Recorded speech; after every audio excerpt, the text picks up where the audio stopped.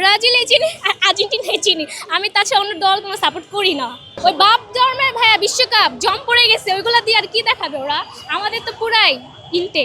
আমি তো ভাইয়া বলবো যে আমি ব্রাজিলে চিনি আর আর্জেন্টিনায় চিনি, আমি তাছাড়া অন্য দল কোনো সাপোর্ট করি না।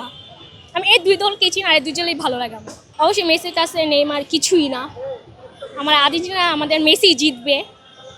ওরা জাস্ট মাঠে দৌড়াবে আর খেলবে, ওরা কোনো গোলই দিতে পারবে না।